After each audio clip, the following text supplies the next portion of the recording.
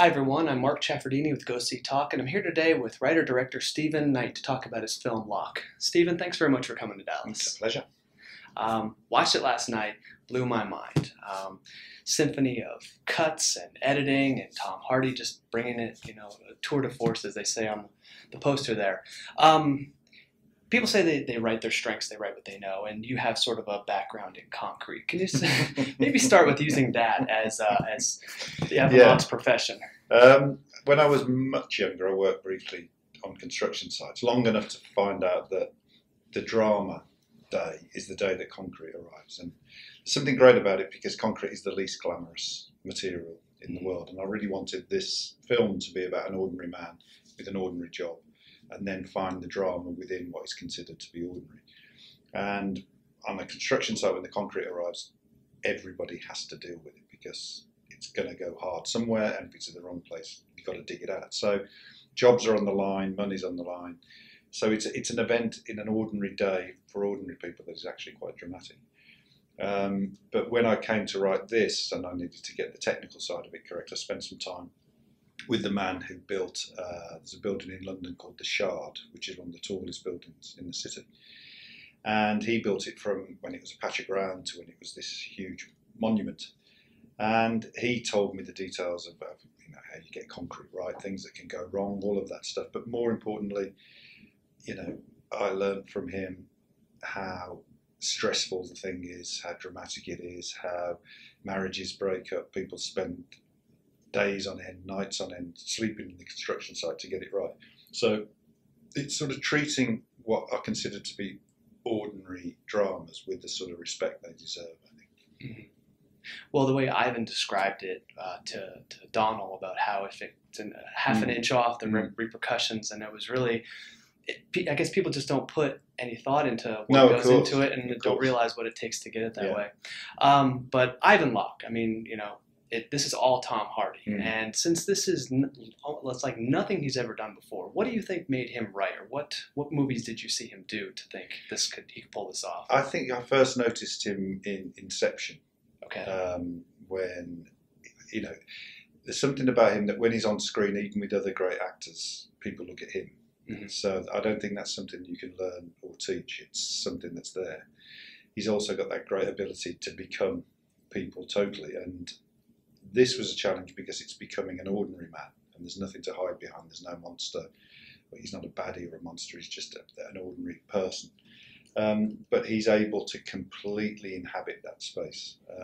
And in this, Tom himself said this is the first straight role he's ever done, and it really is. And I think he depicts a sort of nobility and heroism, which is very unusual on the screen. Mm-hmm.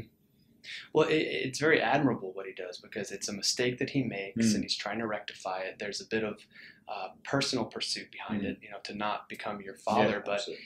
It's at the risk of losing everything that he has going for him to set one thing right. It's a nice conflict, and there's a wonderful duality between the struggle to have the baby and struggle to get the concrete right, and it's just wonderful how it came together. But you said Tom doesn't do accents; he does people, and he based it on somebody that he knows. Yeah. I'm curious though, that story you mentioned last night about the person not actually being. Can you tell a little bit about that? Yeah, Tom tends not to use dialect coaches or do an accent in the conventional way. He'll find someone with that accent and become that person, at least in terms of voice. And when we discussed the character, I kept going on about he's got to be ordinary, he's got to be solid, he's got to be practical, he's got to be rational. And the person that Tom knew that was most like that was, as far as Tom was aware, was Welsh. So he did a Welsh accent, and he listened a lot to Richard Burton reading Under Milk Wood, the Dylan Thomas poem. And only subsequently, when a Welsh newspaper contacted this person he based the voice on, did he find out that this person wasn't Welsh at all. That's hysterical. Talk to us about directing, because Tom's in the car the whole time. You talked about the table reads, and you got that right before you even got on the flatbed. But how do you direct somebody when you're not presently there? You really can't. This was because we shot the film in the particular way we did, which is to to shoot it in one take from beginning to end. So I would only say action once, and we would roll the cameras, and we'd shoot in sequence the whole film, take a break, film it again, take a break, film it again. Because we were shooting it that way, I avoided as much as possible any contact with Tom. Okay. So that there was, occasional suggestions about the direction that a conversation was going in, and always saying, don't have any emotion, don't go with the caller, just stay flat. Mm-hmm. But other than that, I kept it absolutely to a minimum, because we'd done 5 days of rehearsal where we sort of got through what we needed to get through in terms of character and delivery. And because the script was in the car and on a teleprompt outside the car, Tom had the words there, so the words were nailed down, and I just wanted to let Tom and the other actors go, and they stuck to the script word for word, but then the freedom was in how they performed those words. So mm-hmm. It was only between journeys that we talked about the character. Mm-hmm. Well, Tom being the central character as Ivan, he's who the audience gravitates mm-hmm. towards, and I think what is most impressive about the movie is that it works.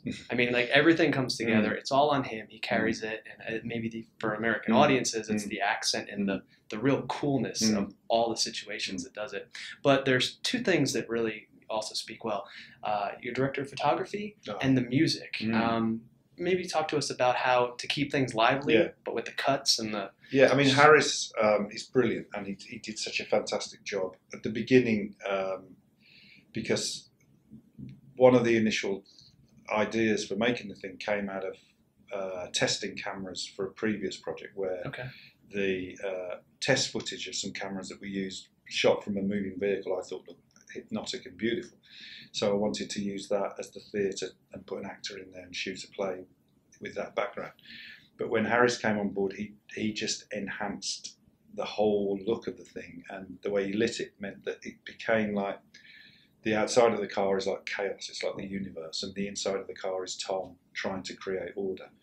And he did it so beautifully. And the music, for a while I thought maybe this shouldn't have music at all because it's such an intimate experience. But what Dickon did was manage to bring the music out of it's almost in the rhythm of the lights going by. It's the sound of the wheels turning.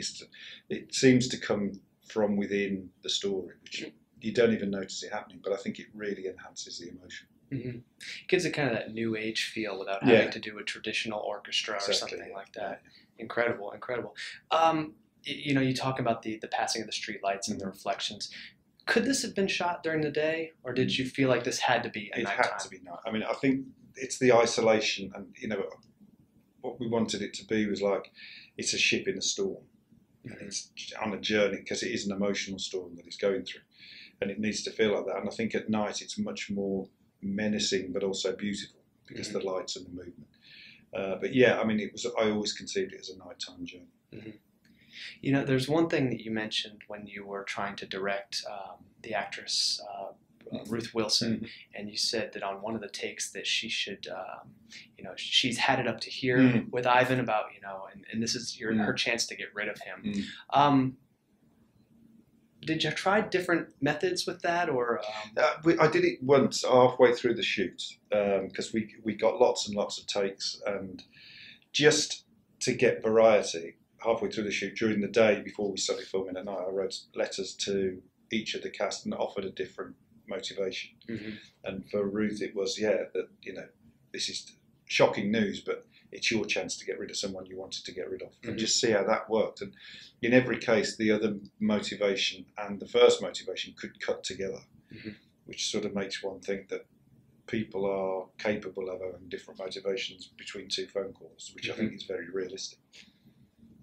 It's weird. I thought about this all night, and even this morning as I was writing the review, I can't tell for certain what I would do if I was in Ivan Locke's position. Would I try to amend the wrong and lose everything, or say that was a mistake and try to cover that up? So it's an interesting philosophical study and a character study. Yeah. I guess one of the interesting things is that Ivan sort of had more passion for his career than his wife, and it seemed like there's a lot of what was going on in the movie. It's ultimatums. There's no gray area. He's either gonna, right the wrong or lose it. The building is either going to be built correctly, and having to choose. It's just how many revisions? Like, talk about putting all that stuff together. It was quite a quick process, the writing of it, because I enjoyed it because it's just dialogue, which is what I enjoy doing, and also it was setting up 4 different jeopardies, if you like, that interact because of the nature of the way that life is these days, where you get phone calls from different parts of your life next to each other. So the phone will ring, you'll look at the phone, and you'll have to become the person who deals with that person. So you become the boss or the employee or the partner or the father, and you play that role. And it was just trying to capture that dilemma that we all have of how do we shift and become different people. But I think that what we see in Ivan is that, and you're absolutely right about his passion for the concrete. It's sort of a reflection of, the name Locke is a reference to the philosopher John Locke, who was a rationalist and believed that reason could overcome everything. And for Ivan, concrete is the perfect material because it's solid and you can shape it and it's there and you can feel it. When he's out of his depth is when it's an emotional problem, and he tries to relate the two. But in the end, I think if he gets some sort of redemption at the end, because he realises that the thing that was a mistake, the thing that was irrational, the thing that was human, is the thing in the end that arguably is the best thing that happened to him. Understood. Now, as a guy, as I was saying before, I still can't tell what I would do. How has the female response to this movie been? I never knew how it would go, because you just don't know. But it's really interesting that to the extent that one of the moderators at a Q&A, I think it was in Seattle, his first question was, he said, okay, female members of the audience, how many of you like Ivan Locke, the person? How many of you sympathetic towards him? And it was something like 95% put their hand up and were sympathetic. And I don't know, when we were watching the thing in London, the film festival, when Ivan's wife says, do you still want me to give you that phone number? A woman behind me whispered, just say no. She was sort of on his side, just like giving him advice of how to deal with this situation. But of course, he's so straightforward and he says yes. But I think men have had a very interesting response. A lot of people come to me afterwards and say that's the journey my dad didn't make. That's a journey I should have made. And they feel, a lot of men have felt it's very close to home. And I think maybe women are interested in how men's minds work when they're confronted with that situation. Maybe they understand why men are so bad at it. Enough said on that. As great as Tom is, and literally, he's probably the best working actor that we have, and well, not we, it's not ours. Well, could anybody else have played this? Was anyone else considered, or? I never thought of anyone else because I was meeting Tom about a different project, and got talking about this, which was this idea of the character and the journey and all of that, and he was interested in blurring the lines between cinema and theatre. So it was always, and that was before I wrote it, so it was written in the belief that he would do it. So I never really, of course there are other brilliant actors, I'm sure they could do a different version. Sure. Well, Stephen, it was tremendous. Thank you. Congratulations. Thank you. Thanks so much.